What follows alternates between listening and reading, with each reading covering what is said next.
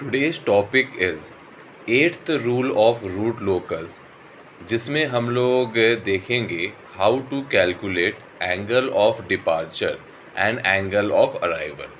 तो चलो सबसे पहले हम लोग देखते हैं what is angle of departure. So definition of angle of departure is angle at which branches of root locus departs from a complex pole। चलो इसे हम लोग एक एग्जाम्पल से देखते हैं। देखो, मान लो हम लोग के पास एक ये ओपन लूप ट्रांसफ़र फंक्शन दिया गया है और इसका रूट लोकस हम लोग को निकालना है। तो देखो, ये इसका पोल ज़ीरो कन्फिग्रेशन आ गया। दो open loop zero real axis पे है, दो open loop poles complex plane में है। एंड वो जो कॉम्प्लेक्स प्लेन में है उसका उस पोल का पोजीशन है -1 ± j√11/2।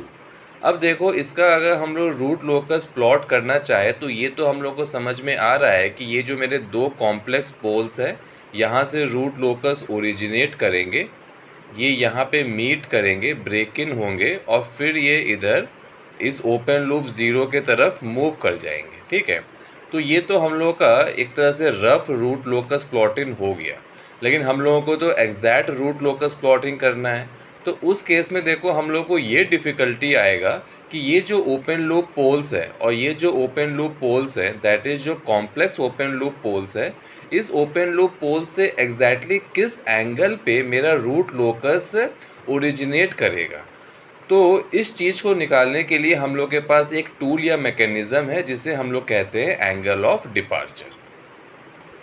Now coming to formula of angle of departure.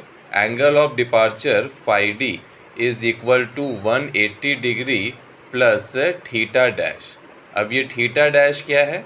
Theta dash is summation of angles from open loop zero minus summation of angles from open loop poles, that is theta dash is equal to summation of phi z minus summation of phi p।